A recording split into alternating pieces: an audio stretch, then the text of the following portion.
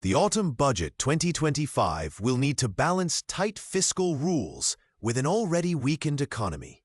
Can we expect a clearer tax strategy? Business rates reform? Will there be cautious support for investment?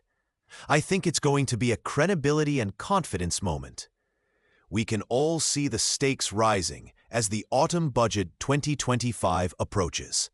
With the Chancellor trying to fund priorities, avoid new taxes on working people, and still respect the borrowing rules she set. But right now, the UK faces the highest rate of inflation in the G7, driven by rising energy bills and food prices. I expect tough choices.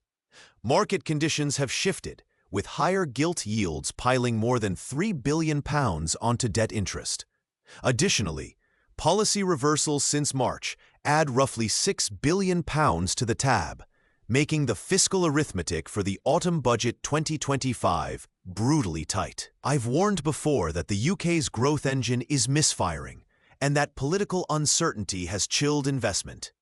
I'm worried about sluggish productivity unless the autumn budget 2025 delivers confidence, clarity, and a credible route to higher private sector spending.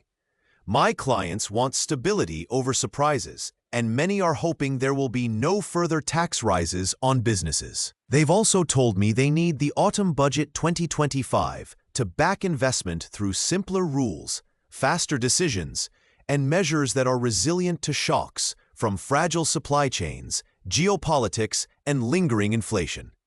Inside government, a new budget board linking Number 10 and the Treasury, chaired by Baroness Manu Shafiq and Treasury Minister Torsten Bell, signals a tighter grip on trade-offs so the autumn budget 2025 can align political priorities with a coherent economic strategy. I think some positive signals on business rates need to be announced too. Reviewing small business rates relief to remove the cliff edge when a firm opens a second site could prevent expansion from triggering a sudden bill.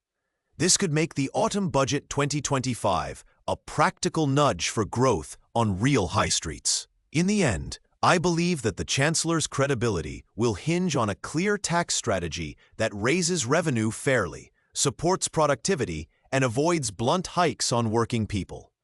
If she lands that balance, the autumn budget 2025 can steady expectations and give businesses the confidence to invest again.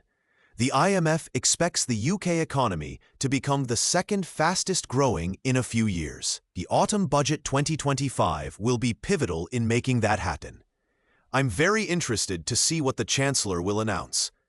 If anything I've written in my blog post resonates with you, and you'd like to discover more of my thoughts about the autumn budget 2025 and what the Chancellor will announce, then do call me on 01908 774 320 and let's see how I can help you. Don't forget to stay updated with our daily social media posts on Facebook.